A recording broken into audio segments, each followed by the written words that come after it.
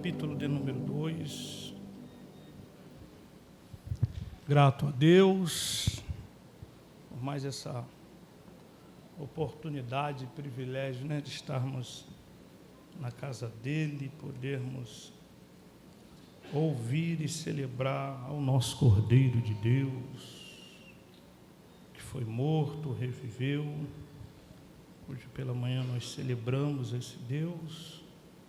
Uma vez mais nós vamos falar dele, uma vez que nós, durante toda esta manhã, e agora através das nossas crianças, a palavra pregada por eles, cantada, falando sobre a cruz, nós vamos dar continuidade a esse período da nossa igreja. Amém? Apocalipse, obrigado. Capítulo de número 2, Apocalipse, capítulo 2, diz assim: ao anjo da igreja de Éfeso, estas coisas diz aquele que tem na sua destra 7 estrelas, que anda no meio dos 7 castiçais de ouro. Conheço as tuas obras, e o teu trabalho, e a tua paciência, e que não podes sofrer maus, e puseste à prova os que dizem ser apóstolos, e a não são. Sofreste e tens paciência, e trabalhaste pelo meu nome, e não te cansaste. Tenho, porém, contra ti que deixaste o teu primeiro amor. Lembra-te, pois, de onde caíste, arrependa-te e volte ao primeiro amor. Amém? Olhe para cá, por favor, prometo ser breve, bem devagar, para que você possa entender. Depois da morte, sacrifício vicário, a igreja passou um processo muito difícil na sua caminhada. Aproximadamente no ano 55 depois de Cristo, assume o governo de Roma um homem por nome de Nero. Nero tem em sua mente criar uma Roma mais bela, uma Roma mais perfeita. E por conta das suas dificuldades, Nero resolve então criar um montinho e colocar fogo em Roma. A história vai nos contar que uma vez o mesmo tirando fogo em Roma, ele pega a sua lira e sobe a torre de Messena, e lá de cima ele assiste o espetáculo desta cidade pegando em Roma. Os 14 bairros que Roma tinha, 12 foram mateados e derrubados através do fogo.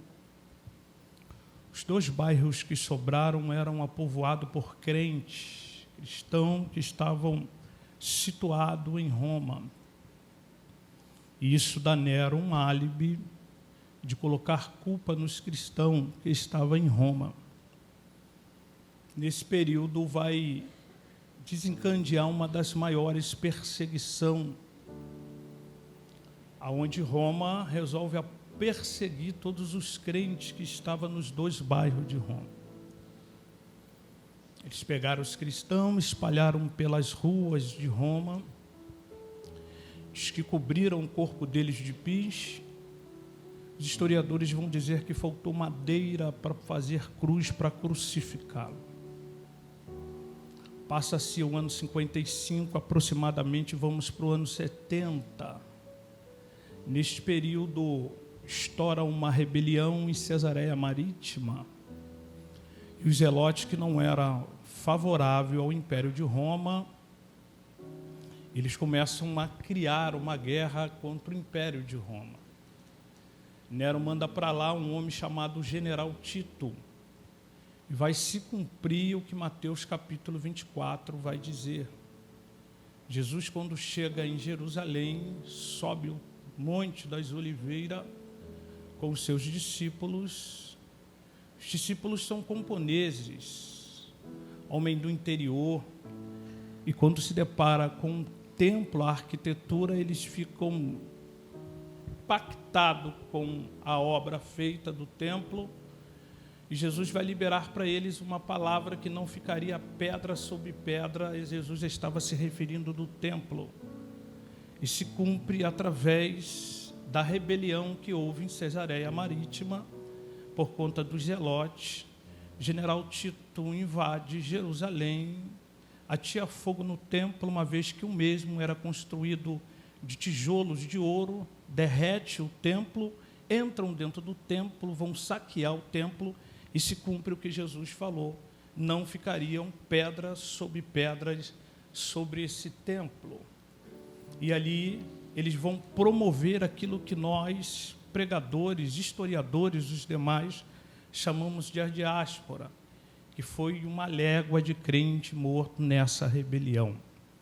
Nesse período, Nero entra em colapso, vai tentar depor Roma, e o concílio de Roma não aceita algumas atitudes de Nero.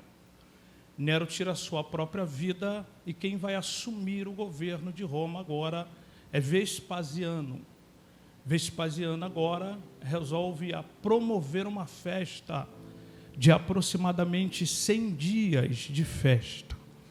E com requinte de crueldade, ele manda matar mais de 10.000 crentes nessas festas. Coloca de pé e dá continuidade uma das grandes obras que Nero havia dado início, que é o Coliseu de Roma. E na inauguração do templo, eles resolvem, então, pegar 10.000 crentes e jogar dentro do Coliseu, pastor Marcelo, e aproximadamente 10.000 crentes morrem na arena de Roma. O tempo passa, Vespasiano morre, quem vai assumir agora é Domiciano. Domiciano toma o título de Senhor e Deus. Era o segundo Nero mais conhecido daquela região da Ásia Central. A história vai nos contar que ele tem uma ideia.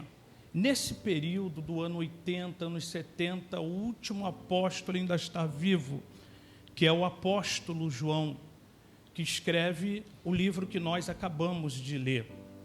João está preso em um presídio de segurança máxima na ilha de Maregeu, fundada por Domiciano.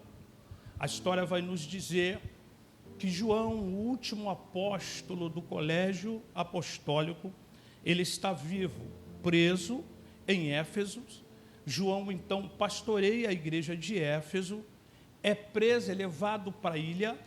Aos 80 anos, João tem uma revelação da parte de Cristo. Essa região da Ásia Central, onde Paulo vai apregoar a palavra, que é o texto que nós acabamos de ler, depois que a igreja cresce através da pregação do Evangelho por meio do apóstolo Paulo, a história vai nos contar que isso dá à igreja notoriedade, que isso dá à igreja visibilidade, trazendo então uma revolta para quem está assumindo o governo. É nesse período que Vespasiano aparece, pega João, uma vez que o mesmo ainda está vivo, joga dentro de um caldeirão de azeite, ele se livra, se livrando, ele é jogado em Éfeso, na ilha do Maregeu, ou, para os mais íntimos, conhecido como Ilha de Patmos. A história vai nos contar agora que João, já aos seus 80 anos, ele tem uma das mais belas visões. Dentro desse ambiente, dentro desse lugar deserto, a história vai nos contar que João, então, próximo à sua partida, Deus vai dar a João o privilégio, a oportunidade de ver Cristo pela última vez. Eu disse aqui, e mais uma vez eu quero repetir, existe uma guerra muito boa, muito gostosa no tempo teológico, que é acerca dos 4 evangelhos.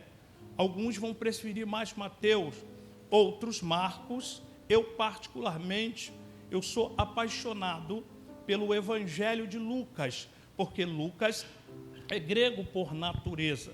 Sendo ele grego por natureza, o Antigo Testamento, sendo escrito no grego, ele escreve na sua língua original. Escrevendo na sua língua original, nós perdemos muito pouco daquilo que nós, pregadores, chamamos de transliteração do léxico do grego para o português. Por isso, eu tenho em Lucas uma apreciação.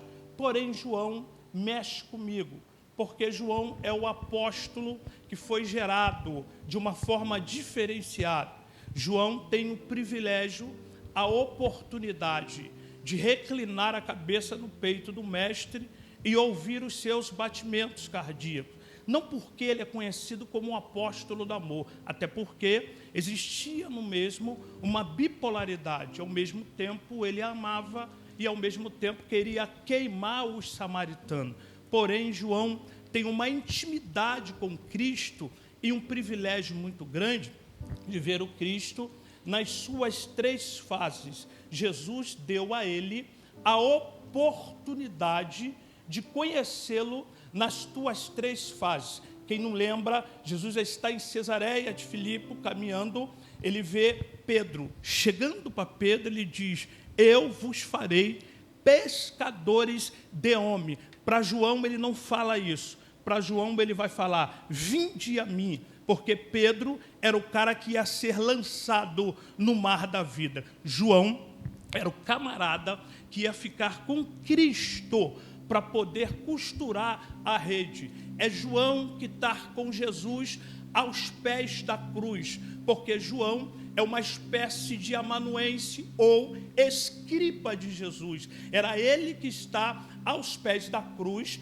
junto com Maria, porque ele precisava escrever, catalogar a agonia do mestre na cruz. Então João tem essa particularidade. Por isso, ele tem o privilégio, Tiago, de ver Jesus nas tuas 3 fases. Primeiro, Cesareia de Filipe, indo, vinde após mim. Caminhou com Jesus, comeu com Jesus, sentiu os sabores, 10 sabores de Jesus, sentou na mesa da ceia. Foi ele que, reclinando em Pedro do outro lado, quando Jesus falou na última ceia, ainda essa noite, um traidor há de nos sentarmos na mesa. Parece que eu vejo Pedro de canto de boca ou de olho dizendo: quem é? Avisa, pergunta a ele, porque você é próximo, está íntimo. Então ele vivenciou tudo isso. Ele vê Jesus, meu amigo, na sua segunda fase. Na sua segunda fase é o Cristo ressurreto. Tinha pão cozido na praça, Jesus estava na praia e ele diz: Pedro, joga a rede diante do mar. Ali é o Cristo ressurreto. Era o Cristo que havia ressuscitado no domingo pela manhã. Agora João tem uma das mais belas canções para você dar um glória. Ele não é agora esse Cristo da Palestina, aquele Cristo que andava, quem sabe, com os pés russos das ruas da Palestina. Agora ele é um Cristo diferente. Não é o Cristo que sofreu sabor, que sofreu 10 sabores. Esse Cristo que João vê em Pátimos é um Cristo diferenciado de todo. Não é aquele Cristo que o escritor ou que o pintor, em uma falsa inspiração, pintou um Cristo Mauricinho, playboyzinho. Não era o Cristo que o comércio pinta hoje, o Cristo do bacalhau, o Cristo do bombom, e isso é muito bom e eu gosto. Esse Cristo é diferente. João está dizendo que estava em uma ilha, a ilha do Mar Egeu. Ele vai dizer que quando ouviu a voz, ele caiu como morto. João é detalhista em escrever, porque ele diz que quando ele virou para ver quem era, ele vê a figura de 7 castiçais representando a igreja, e no meio do castiçais tinha um semelhante ao Filho do Homem. Essa é a visão que João está tendo. O que João está tentando dizer para nós é que no meio meio dos 7 castiçais, que representa as 7 igrejas da Ásia, ele está dizendo que Jesus está no meio desta igreja. É Ele que caminha, é Ele que anda. O que João está tentando dizer para nós é que o mundo só pode enxergar Deus no meio da igreja missionária. Só existe uma forma da sociedade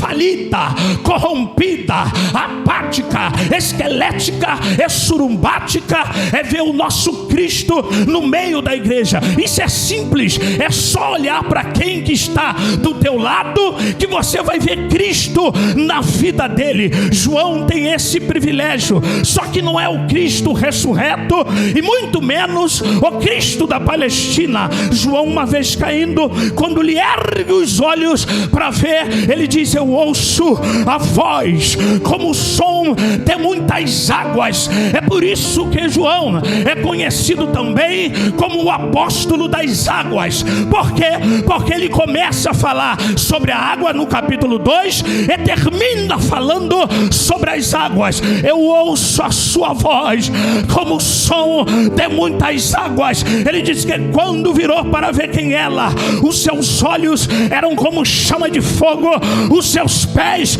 como um bronze reluzente, e na tua coxa está escrito Rei dos Reis e Senhor de Senhor. Aguenta!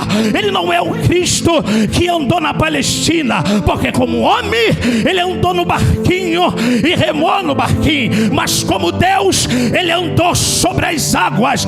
Como homem ele tinha sobre a sua cabeça uma coroa de espinho, mas como Deus ele tem sobre a tua cabeça uma coroa de glória. Como homem colocaram na sua mão um cedro. Os soldados romanos pegou um cedro da mão de um dos soldados e colocou: tu não é rei, mas como rei, como Deus, ele regerará as nações com vara de ferro. Como homem ele caminhou, e sobre as suas costas tinha os azarrogues dos soldados, mas como rei ele está marcado como Rei dos Reis e Senhor dos Senhores. Quem pode adorar ele aí? Ele é rei, ele é soberano, ele é o Cristo, ele é o Cristo, ele é o Cristo que reina, o Cristo que governa, o Cristo que emana. Ele está aqui, está aqui, está aqui, está aqui. Quem pode dar um sinal desse Cristo aí? Dá um salto dessa cadeira aí e isso. Ele governa em todas as nações. Pastor, quem é ele? Isaías vai falar: nenhuma beleza tinha para que o desejássemos, mas o castigo que estás a paz estava sobre ele, e com a sua pisadura nós somos sarados. Sou sarado. Cadê? Quem é sarado aí? Quem é sarado? Como Deus. Isaías também vai dizer: ó, quem mediu os montes na sua mão, ele pesa o monte e balança de precisão e recolhe o pó da terra na medida de um efa. Esse é o nosso. Catuca quem está do teu lado e diga: esse é o nosso Deus, esse é o nosso Deus, esse é o nosso Deus, esse é o nosso Deus. Essa visão, a expressão, quando a gente lê todo o capítulo 2, João começa escrevendo o seguinte. Escreve aí, João. Vai escrever a primeira igreja. Olha só que interessante. Na escrita de João, o que ele fala assim: eu sou aquele que tem sobre a minha mão direita a fala de autoridade, e que conservo na palma da minha mão as 7 estrelas, os 7 anjos. A palavra conservar aqui significa preservar para que nada aconteça, preservar para que não haja deteriorização no meio. O que João está querendo dizer, essa igreja localizada na Ásia Central e que tinha por base a deusa Diana, o que Cristo está passando para João é o seguinte: a igreja está em um ambiente totalmente terrível, em uma zona totalmente promíscua, porém eu preservo aquele que fala pelo meu nome. Eu tenho o governo, controle de tudo. Ele está mostrando a mim e a você, e está mostrando o apóstolo João, que ele é o Deus que não perdeu o governo. Ainda que a região de Éfeso está dominada pela deusa Artêmia ou a deusa Diana, ele é o Deus que decide tudo. Ele é o Deus que governa. Ele é o Deus que preserva. É isso que me deixa muito à vontade e muito tranquilo concernente ao nosso Deus poderoso. Por quê? Ele é um Deus que conserva, ele é um Deus que preserva. Agora preste atenção. Das 7 igrejas, somente 2 delas Jesus alivia. Jesus tece elogio às 2 igrejas. Porém 5 delas não que venham ser comprometidas, mas Jesus faz umas exigências mesmo. Agora olha só que interessante. Vocês são conhecedores e muito mais inteligentes que eu. Vocês perceberam uma problemática em uma das igrejas. Uma, percebo, contemplo, que tem nomes que vivem, mas está morto. Ele vai falando uma série de coisas, mas olha só que interessante. A visão que João tem concernente à igreja, que mesmo com toda essa problemática, pastor Antônio, a visão que ele tem é essa: eis que eu vejo ele no meio da igreja. É um Cristo diferenciado, é um Cristo que a sociedade não entende, que mesmo com os meus defeitos, mesmo com toda a problemática, ele continua passeando nesse meio. Mesmo com todo o problema que cerca a minha vida, mesmo sendo sabedor que não sou perfeito, ele continua passeando no nosso meio. Mesmo com toda a problemática, ele não deixa de visitar. Mesmo com as minhas falhas, com os meus defeitos, com os meus declínios, ele ainda continua passeando aqui dentro. Ele continua ainda fazendo morar. Eu não sei como você chegou aqui nesta noite. Quem sabe você pensou em entregar ministério. Quem sabe você pensou em parar. Esse é meu último culto, eu estou aqui porque alguém convidou. Mas fica tranquilo, mesmo com toda a problemática, mesmo com todo o problema, ele ainda passeia no meio da igreja. Ele ainda renova, ele ainda visita.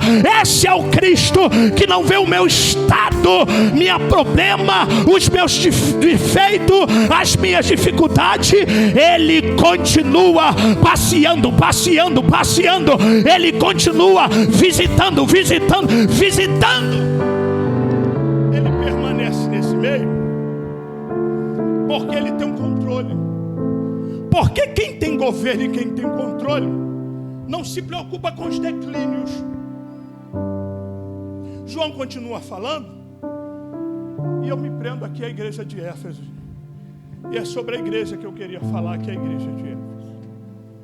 Alguns detalhes que me chamou muita atenção e pertinente para os dias que nós estamos vivenciando e para a data atual. Percebe que a igreja que nós lemos foi uma igreja pastoreada só por gente fera, pastor. A igreja de Éfeso, o pastor Alexandre Sodré, foi pastoreada por João, pastoreada por Timóteo, pastoreada por Paulo, mesmo na sua maioria das vezes em distância. Quando você olha o cenário no capítulo 12, 13, 14, até o 19, até o 20, deste cenário onde Paulo, na sua viagem missionária, vai chegar em Éfeso. Éfeso é uma cidade giratória, gente. Uma cidade onde a renda per capita vinha da maioria do porto, porque toda a região, todo lugar que era banhado ou cercado de mares e rio, eram lugares prósperos. Então Paulo chega nesse ambiente falando do amor de Deus. É por isso que quando ele vai escrever Coríntios, ele vai falar assim: pregar a palavra da cruz aqui é loucura, porque eles tinham por base como ícone uma deusa por nome chamado deusa Diana. Paulo chega naquele ambiente da Ásia Central sozinho para falar do amor de Deus. É nesse período aqui de Éfeso que existe a maior comoção desta igreja chamada. Paulo não titubeou, botou a cara e foi. É nesse período que os filhos de Cefa aparecem neste cenário, porque Paulo começa a pregar o evangelho, pessoas são curadas, pessoas são libertadas. Essa igreja começa a crescer através da palavra. Essa igreja começa a crescer através dos sinais e dos prodígios. É nesse período que o reino das trevas começa a falir dentro daquele ambiente, porque é onde o crente pisa para falar do amor de Deus, as trevas têm que bater em retirada. É por isso que eu não concordo desse negócio de pombagira, entrar dentro da casa, tranca a rua, fazer o que quer, porque onde tiver estabelecido o trono de Deus não adianta, o diabo tem que bater em retirada. Quando Deus chega no cenário, ele tem que sacudir a poeira do pé e tocar para frente. Por quê? Porque senão Deus vai passar por cima. Então Paulo chega nesse cenário e há uma comoção. A história vai nos dizer que pessoas estavam se convertendo. No centro, bem próximo a deusa Diana, tinha um anfiteatro, e nesse anfiteatro acumulava aproximadamente 10.000 pessoas. 10.000 bruxos se ajuntaram nesse ambiente, no anfiteatro, botando pressão no apóstolo Paulo. Diz que prenderam o apóstolo Paulo e levaram para o meio desse anfiteatro e começaram a gritar no ouvido dele: viva a deusa Diana, viva a deusa Diana, para ver se o apóstolo Paulo ia ceder à pressão. Mas de verdade, gente, na boa, a única coisa que o diabo tenta fazer com a gente é ganhar no grito, e ganhar no grito não adianta, porque enquanto ele estava gritando viva a deusa Diana, Paulo está dizendo: eu sou de Cristo, eu sou de Cristo. O tempo passa e Paulo dizendo: eu sou de Cristo. Por questão de segundos, gente, os bruxos do anfiteatro pegaram os seus livros de magia e queimaram em praça pública, porque o poder de Deus é maior. Não tem Deus aqui suporta, não tem tranca-rua, porque Jesus é maior que tranca-rua, Jesus é maior que pombagira, Jesus é maior que Nero, Jesus é maior que o governo do estado, Jesus é maior que o presidente da república, Jesus é maior que o STF. Por quê? Porque ele é rei, ele reina, ele tem todo o poder e todo o controle na sua mão. Essa igreja aqui nasceu no fogo. Essa igreja aqui nasceu na marra. É igual a Betel, está sendo criado no fogo, vai viver no fogo, vai morrer no fogo, na dificuldade, mas nós vamos continuar proclamando o nome de Jesus. Quem é do fogo me dá um sinal aí. Isso, suporta a pressão. O diabo está tentando ganhar no grito, mas enquanto houver palavra, palavra, palavra, não tem quem vai parar a Deus. Essa igreja aqui viveu o melhor momento dela. Ela é fundada nesse meio, pastor. Foi pastoreado por pessoas sérias. Viu sinais, missionária Rosana. Meu amigo Jadir viu coisas grandes.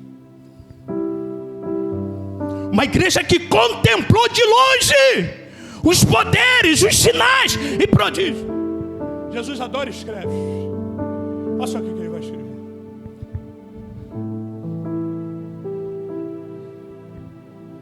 O anjo da igreja que está em Éfeso: conheço as tuas obras, teu trabalho, a tua paciência. Olha a expressividade. Jesus tece elogios para ela, minha irmã Miriam. Perseverante, paciente, ó. Perseveraram. E sei que colocaram em prova aqueles que diziam ser discípulos e não são. É mais ou menos isso aqui, ó. Queria falar com o pastor da igreja. Aí o Tiago, sim, pois não. Vou te levar ele. Qual o nome do pastor da igreja? Pastor Antônio. Está aqui a minha carteirinha. Eu sou pastor da igreja tal. E eles procuravam. Cavavam a fundo. Botavam a prova. E conseguia encontrar. Porque eles precisavam preservar.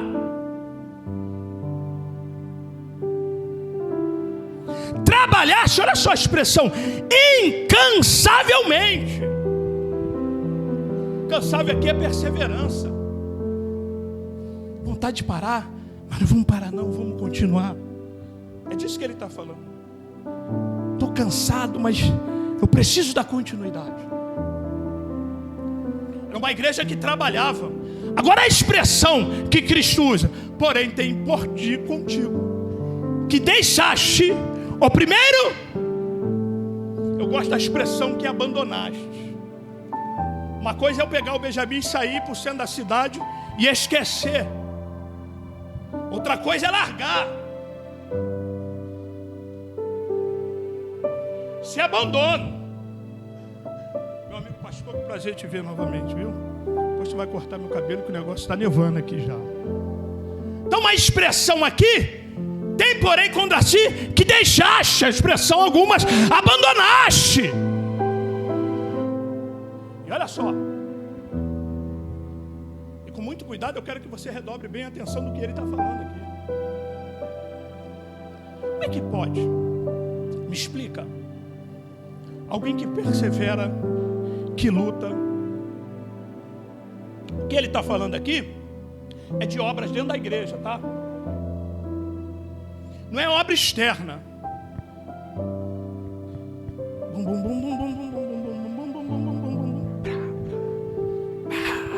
É disso que ele está falando.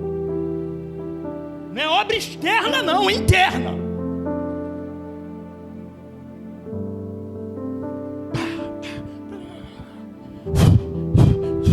Barria. É dessa obra que ele está falando. Como é que alguém assim consegue abandonar ou largar esse primeiro amor? O que ele está falando, pastor Marcelo? Hein? É possível isso acontecer, sim ou não? É possível? Impossível isso acontecer. A expressividade que ele utiliza dá a ideia de que existe vários. Se deixou o primeiro, largou o segundo, o terceiro. Não! Isso aqui está se referindo a tempo, o início, o começo.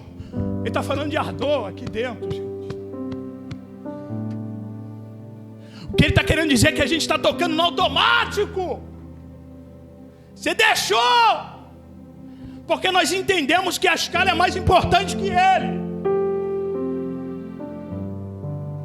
Nós entendemos que está aqui pregando. Pô, tem que ir porque eu tenho que pregar. É disso que ele está falando. Deixaste, abandonaste, largaste. Julgaram que isso é mais relevante que ter o contato comigo. Lembra da ideia do pródigo? Ele sai da casa do pai por algum tempo. Ele recolhe o que é dele, passa o tempo, ele ainda fica um período ali. Porque o ambiente aparentemente é sadio. Eu faço para que a minha liderança como obreiro não me cobra. Mas o que tinha como essência já foi há muito tempo. Por isso ele fala, lembra-te, arrepende-te. Isso aqui é grego, gente. Arrepende, cárdio, volta a sentir novamente aqui dentro. Porque até então estou fazendo de fora para fora. Volta novamente, lembra-te de onde caíste. Eu caminho para o final, gente, de verdade. Eu dei essa volta toda para chegar aqui. Você precisa entender isso. E na boa, eu não vou apanhar sozinho, gente, de verdade. Arrependa-te e lembra-te de onde. Diga de onde. Está fraco, diga de onde. De onde caíste. Isso liga de onde. De onde aqui não é uma expressão geográfica. Onde sim? Onde? Santa Clara. De onde? Está falando de altura, gente. Jesus, você estava ali em cima, cara.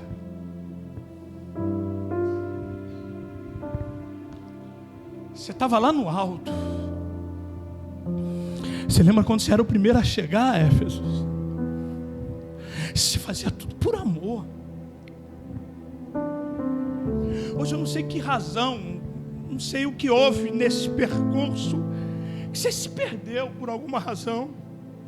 Eu não sei o que chegou nos seus ouvidos, o que trabalhou de uma forma tão terrível, que você faz hoje por fazer. Não existe mais prazer em fazer. Eu lembro quando você chegava aqui, independente de quem estava assumindo esse ambiente, você fechava os olhos, dobrava os joelhos, orava a Deus e às vezes esquecia do templo que precisava limpar, porque o envolvimento estava tão gostoso. Quem não lembra, gente, quem não lembra? Jesus, era comum passar na casa de Marta e de Maria e comer aquele cordeiro gostoso com ervas amargas. Só que Maria, gente, não atrapalha nenhuma das duas, porque uma estava preocupada em cozinhar, mas a outra entendeu o momento que ele chega nesse ambiente. Sabe, eu posso ser um ótimo baterista, eu posso ser um ótimo pregador, eu posso ser um ótimo contrabaixo, mas no momento que ele chega, acabou. Eu tenho que diminuir, porque aquele que governa a minha vida, eu largo o que estou fazendo e me lanço aos pés dele, porque não tem ninguém maior que ele. Você chorava, Éfeso, você caminhava, você estava lá em cima. Foram gatilhos que te trouxe a essa dificuldade que hoje está. Porque você achou muito relevante, né, Éfeso, crescer somente na horizontal, aonde todo mundo consegue ver. Ele crescia na horizontal, que era uma beleza, gente. Quem está de fora batia no peito e diz: é uma igreja que fala da palavra, é uma igreja que odeia as obras do Nicolaitas, era uma igreja, a sociedade via nela, meu amigo evangelista Samuel, enxergava nela esse ícone de igreja. Jesus está lá em cima e dizendo: tu é muito linda, sabe, na horizontal, mas igreja, que é igreja, ela pode crescer, sabe, na vertical, mas a prioridade sempre foi crescer na vertical. A minha igreja precisa crescer, independente das dificuldades. Eu preciso olhar para o alvo que produz a soberana vocação, independente das dificuldades. É isso que eu tenho contra ti. Arrependa-te, volta a sentir novamente. Sem isso, meu amigo, não tem. Sem isso não existe, gente. Sem isso não tem sentido. Do que adianta conhecermos bem? Do que adianta praticarmos bem, se eu não entender o sentido dela na minha vida? Se eu não entender o sentido desse ambiente, desse espaço? Tem sentido, gente? A gente chega num ambiente desse e a gente vê pessoas que não têm prazer mais em se envolver, porque esse era o próximo passo de Éfeso. Porque até então fazia no automático. É pouco tempo, gente, é muito rápido. Em pouquíssimo tempo, ela já não ia colocar mais à prova quem precisava ser colocado.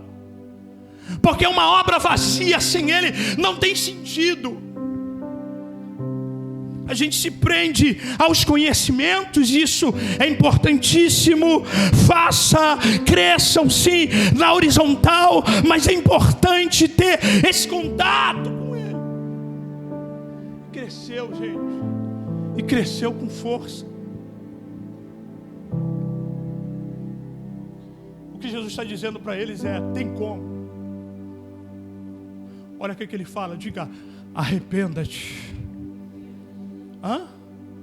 Diga de novo: arrependa-te. Quem está falando isso, gente? Jesus está falando. Aqui eu fecho de verdade.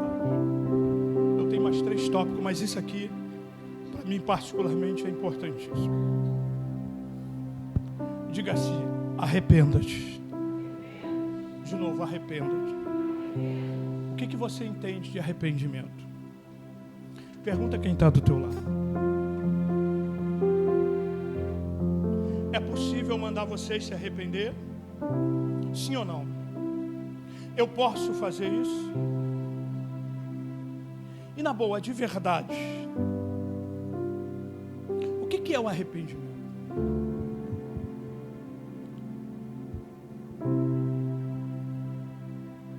Isso aqui, gente, dá um nó. E que foi desfeito o nó. Porque eu espero alguma coisa do céu cair aqui dentro para que eu possa me arrepender. Não é sentimento, gente. Não, seu Roberto, não. Arrependimento é uma ação. Eu só vou se tocar no meu coração. Não! Isso é uma problemática, gente, errado da nossa mente. Isso é um sofisma que nós criamos. Isso aqui é ação, gente. Olha o que ele está falando. Arrependa-te. Falou na boa. Pastor, a questão do arrependimento é só quando tiver tempo, né? Deus toca, o Espírito Santo convence. De quê? Convence. Mas isso aqui é uma ação que ele está pedindo. É você tomar o primeiro passo. É ele que está falando. Arrependa-te e volta, retorna. Volta a sentir novamente. Senão eu virei as condições e arrancarei. É ele que está falando. De ti, aquele que você julga ser sua luz, eu removerei. É condicional, gente. Você ficou surpreso igual fiquei? Isso é condicional. A ação é minha, a ação é sua. Isso é voto consciente. Como a remoção também é. A escolha é minha e a escolha é sua. Senão eu virei e removerei, apagarei, tirei, apaguei, tirei e te deixarei. Parece um Deus insano, mas é um Deus que contemplou aquilo que eu fiz, aquilo que eu faço, mas narra detalhe da minha oportunidade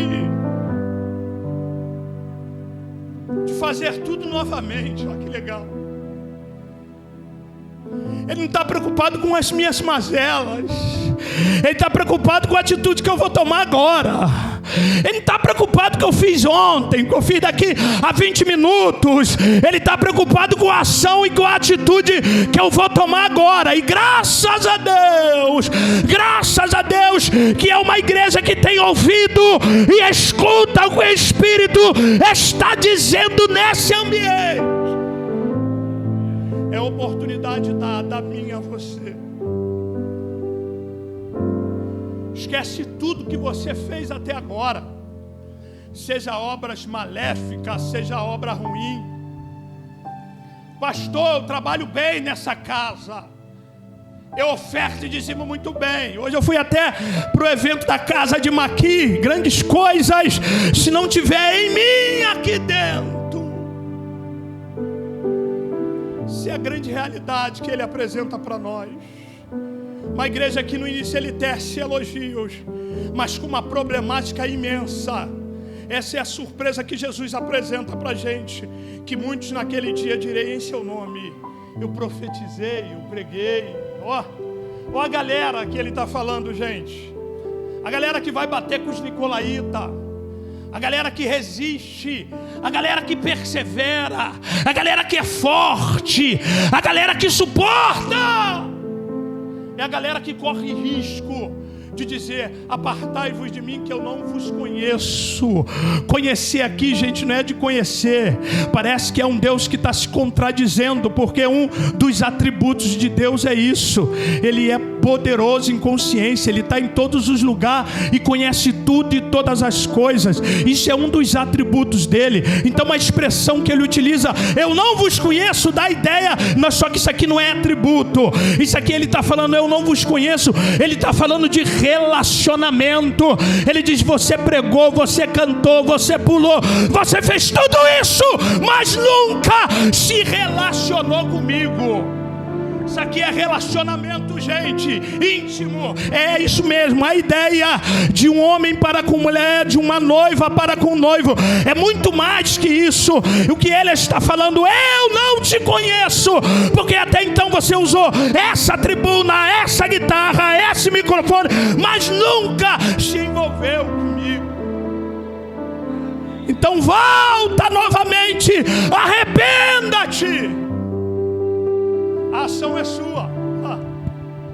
De repente o Luciano vai vir pulando e vai chegar: meu filho, não! Eu preciso tomar a decisão. E o resto, quem faz é ele, fica sob os seus pés. E o restante, quem assume é ele. Mas é difícil, né, gente? De verdade, olha para cá, pessoal. É difícil, né? É difícil. De verdade, eu concordo contigo. Que é difícil vir aqui à frente, gente, e reconhecer os meus problemas, minhas dificuldades. Ou se é. Pastor, eu já fui uma, eu já fui duas, eu já fui três, eu já fui quatro. É difícil. Mas olha aí o que ele falou. Atitude e ação é minha. É por isso que quem está aqui às vezes fala assim: vamos lá que eu vou contigo. E não é errado em fazer. Posso te levar lá?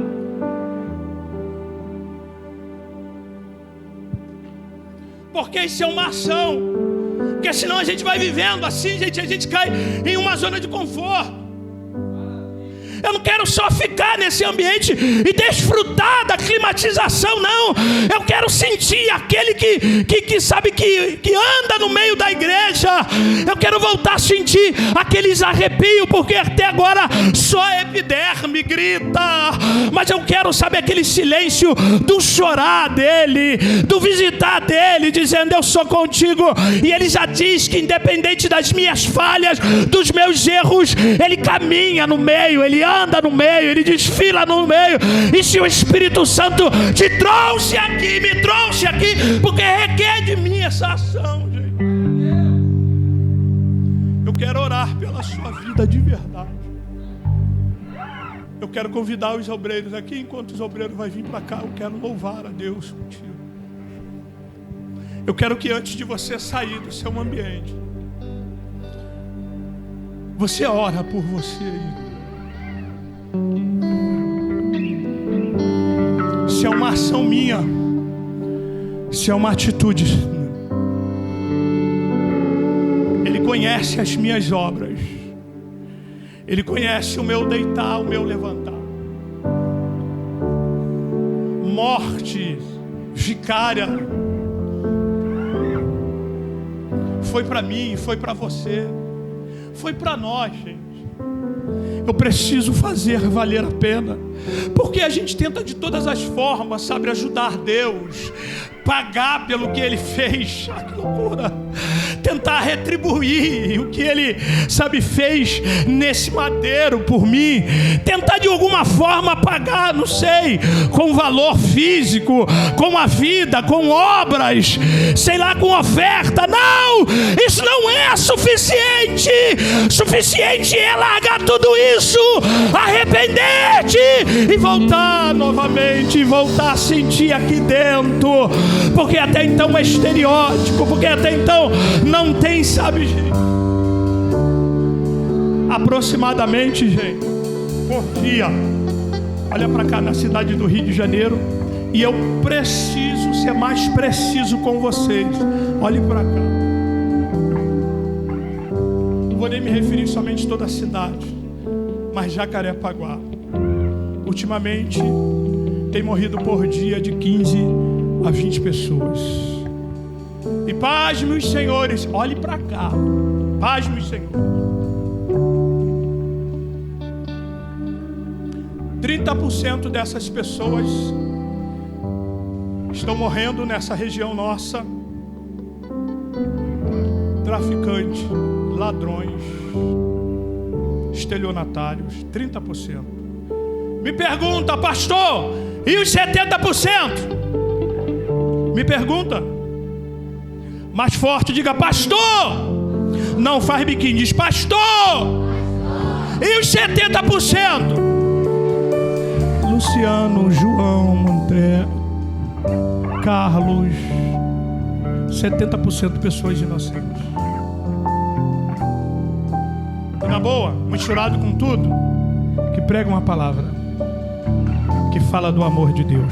Me pergunta, pastor, de novo, mais forte, pastor, qual é a faixa etária de idade? 13, 14, 15, 16, 17, 18, 19, 20. E tu pensa que Deus está se descabelando?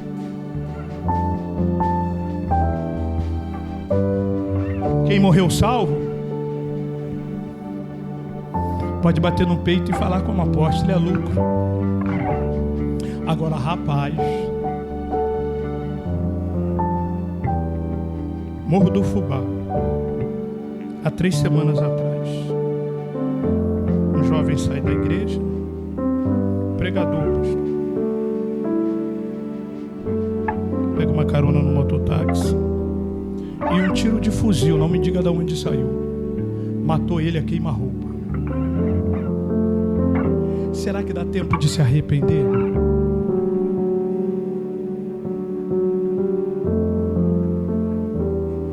Mas estava com a Bíblia na mão, será que deu tempo? Eu não tenho autoridade de decidir quem vai ou quem não vai. As crianças pregou aqui sobre essa morte que foi por mim, sobre por você. Gente, de verdade, o fim está muito próximo. Eu não posso mais pensar.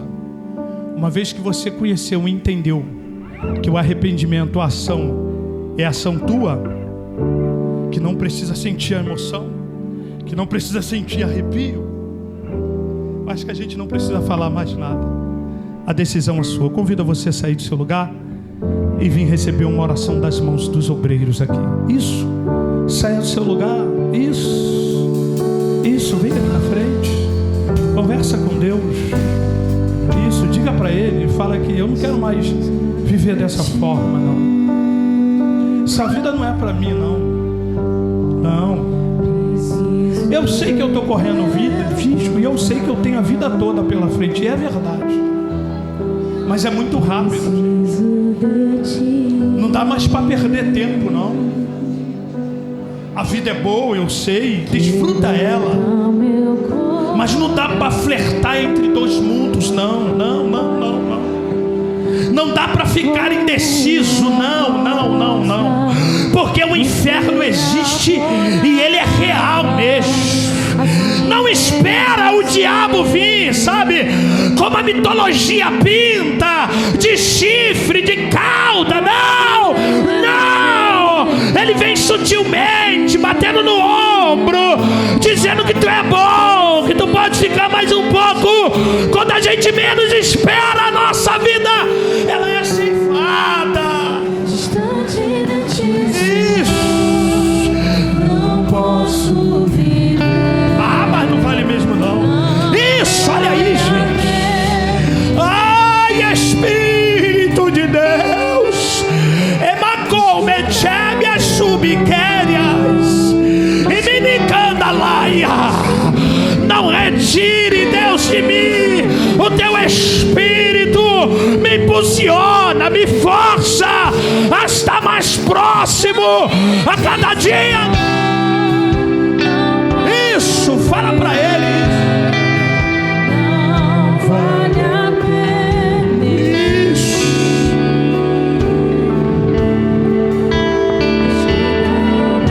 Oh, Jesus. Isso. Diga para Ele que precisa dEle. Diga para Ele que quer mais uma oportunidade, que quer mais uma chance. Não posso esquecer. Isso. Oh, Jesus. O que fizeste. Isso. Diga para eles aí, jovens, isso. Diga, aproveita enquanto é tempo. Aproveita enquanto é dia. Ele morreu por mim, Ele morreu por você. Tua misericórdia. Oh, Jesus. Como um pai se compadece dos filhos, assim tu me Meu Deus.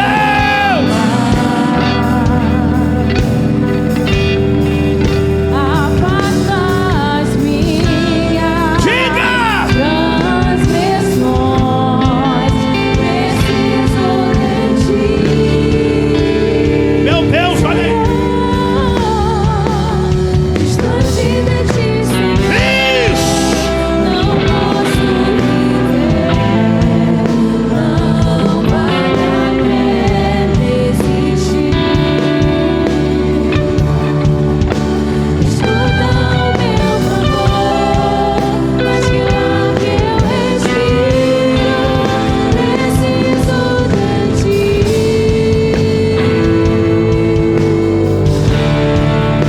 Distante de ti, Senhor, não posso viver, não vale a pena existir.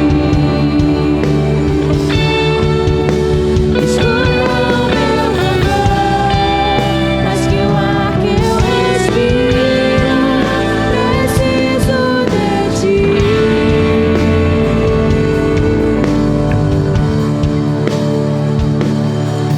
E as luzes